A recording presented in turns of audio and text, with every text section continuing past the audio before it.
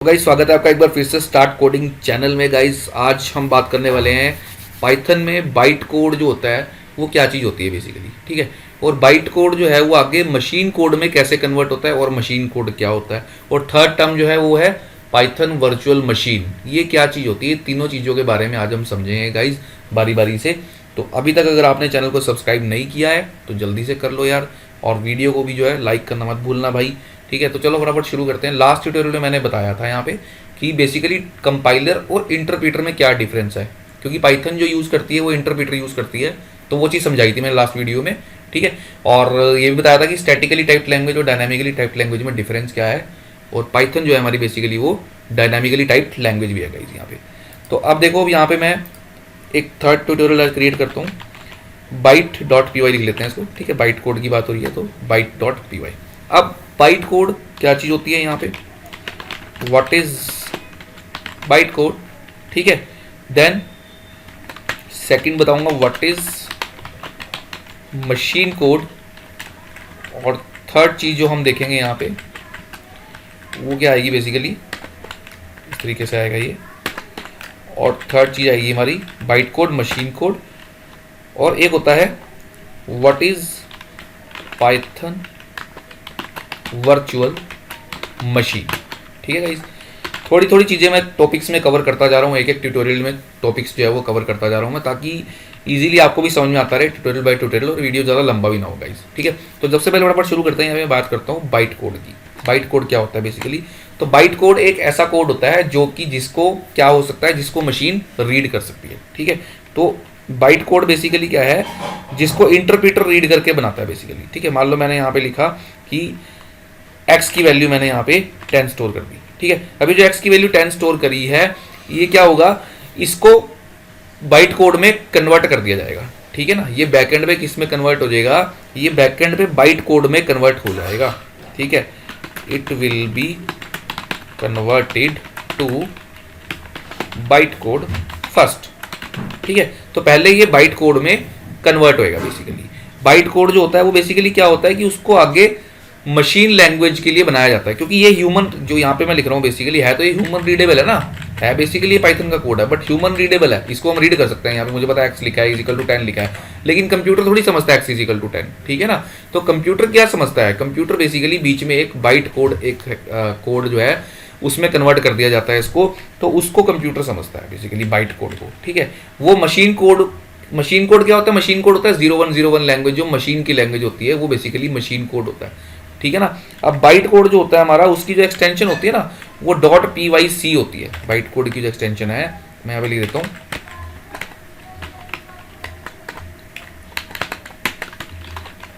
Byte code file extension क्या होती है, .pyc, ठीक है। .pyc होती है बेसिकली, जैसे कि जावा में क्या होती है, .javac होती है, कंपाइल हो जाता है ना जब कोड, तो .javac होती है।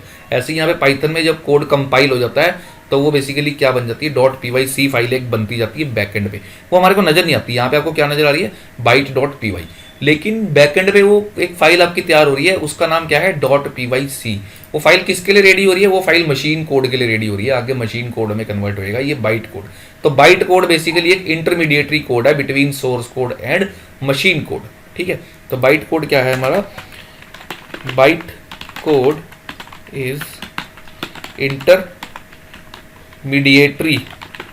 Code between source code, source code जो मैं लिख रहा हूं अभी यहाँ पे फाइल में, ये सोर्स कोड है, ठीक है, source code and machine code, ठीक है गाइस।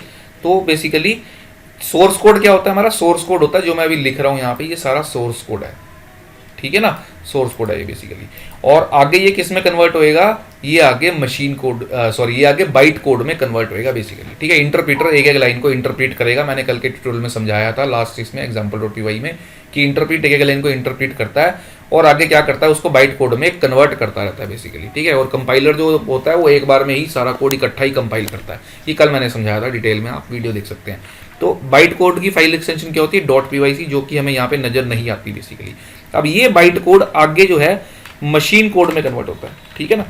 यहाँ पे आ जाएगा further this byte code converts into machine code. अब मशीन कोड में कन्वर्ट तो हो जाता है, लेकिन मशीन कोड में कन्वर्ट कौन करता है इसको, ठीक है, कौन करता है इसको, करता है पाइथन वर्चुअल मशीन। अभी क्या होती है बताता हूँ, पाइथन वर्चुअल मशीन को क्या बोलते हैं, पीवीएम। पीवीएम कन्वर्ट्स बाइट को इनटू मशीन कोड, ठीक है ना।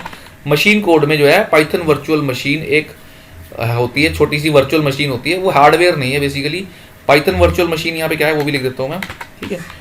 और इसका रोल बताता हूँ आपको, बहुत इंपॉर्टेंट है। Python virtual machine is a,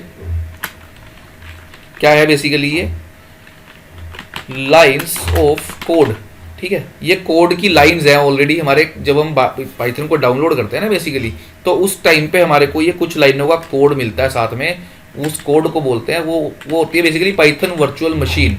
अब ये पाइथन वर्चुअल मशीन का एक्चुअल रोल क्या है वो समझाता हूँ आपको मैं, ठीक है।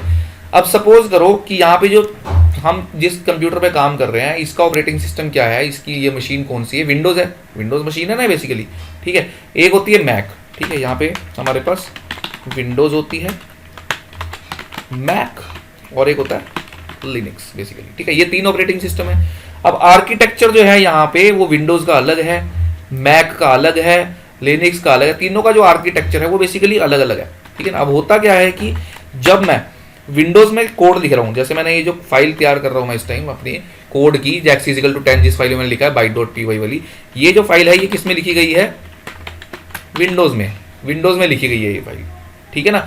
अब ये कोड, अगर ये फाइल मेरे को रन करवानी है, यानी कि इसकी आउटपुट अगर मेरे को इस फाइल की x=10 जो लिखा हुआ है ये प्रिंट हो गया, बेसिकली मैं चाहता हूँ कि इसको पाइथन वाला जो पर्सन है जिसके पास मैक वाला जो पर्सन है जिसके पास मैक है बेसिकली, ठीक है, मैकिंटोश, वो इसको रन करे फाइल को, और उसके पास ये फाइल रन हो जाए और उसकी मशीन जो है मुझे आउटपुट दे दे बेसिकली, ठीक है ना। अब होगा क्या कि यहाँ से मैं फाइल भेजूंगा, अब ये फाइल जाएगी उसकी मशीन में, उसके पास चलेगी मशीन में। अब जब वो एग्जीक्यूट करने लगेगा ना, उसकी मशीन का आर्किटेक्चर अलग है और मेरी मशीन का आर्किटेक्चर जो है वो अलग है। तो यानी कि जो बाइट कोड क्रिएट हुआ वो मेरे वाली मशीन के हिसाब से तैयार हुआ, ठीक है। आपने इसको आगे भेज दिया, इस फाइल को उसके पास भेज दिया।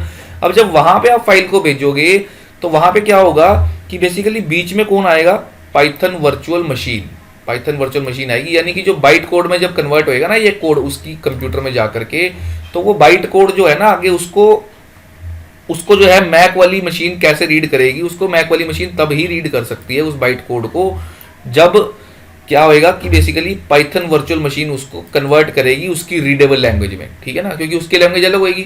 तो पाइथन वर्चुअल मशीन वहाँ पे बेसिकली अवेलेबल रहती है मैक वाले के पास, वो हमारे पास भी है, सेम चीज़ मेरे पास भी है, ठीक है ना। सेम चीज़ मेरे पास कैसे है कि जब कहाँ से डाउनलोड होता है ये सारा कुछ, जब मैं मान लो यहाँ पे आएगा python.org में, अब देखो यहाँ पे जब मैं आऊँगा तो यहाँ पे आप देखोगे कि डाउनलोड्स पे यहाँ पे बेसिकली अलग अलग ऑपरेटिंग सिस्टम आ रहे हैं, विंडोज़, मैक ओएस, ठीक है, अलग अलग आ रहे हैं यहाँ पे। आपको विंडोज़ के लिए करना है या फिर आपको मैक के लिए करना है। अब मेरा सिस्टम विंडोज़ है, जब मैं विंडोज़ के लिए करूँगा डाउनलोड तो मुझे यहाँ पे एक पाइथन वर्चुअल मशीन मिलेगी बेसिकली, यानी कि वो पाइथन वर्चुअल मशीन का कोड मिलेगा साथ में। जब मैं पाइथन को डाउनलोड करूँगा तो साथ में पाइथन वर्चुअल मशीन का कोड भी मिलेगा मुझे डाउनलोड होके। वो कोड क्या करता है, जब भी मैं एक फाइल को एग्जीक्यूट करता हूँ पाइथन की, ये जो .py वाली फाइल है, इस फाइल को जब भी मैं यहाँ से रन करूँगा तो वो सबसे पहले बाइट कोड में कन्वर्ट होएगा, कोड इसका मेरी जो मशीन है वो बाइट कोड में कन्वर्ट करेगी, और फिर उसके बाद वो पाइथन वर्चुअल मशीन जो है वो उसको बेसिकली बनाएगी मेरी विंडोज़ के लायक, रन होने के लायक बेसिकली, ठीक है ना। अब ये तो मेरी सेम मशीन की फाइल है। अब यही फाइल सपोज करो एक मैक वाले सिस्टम से आ रही है ये फाइल मेरे पास, जिसके पास एप्पल का कंप्यूटर है, उसने मुझे ये फाइल दी है, ठीक है ना। अब उसने तो उस अपने कंप्यूटर में फाइल लिखी और वो सोर्स फाइल उसने मुझे दी है, ठीक है ना।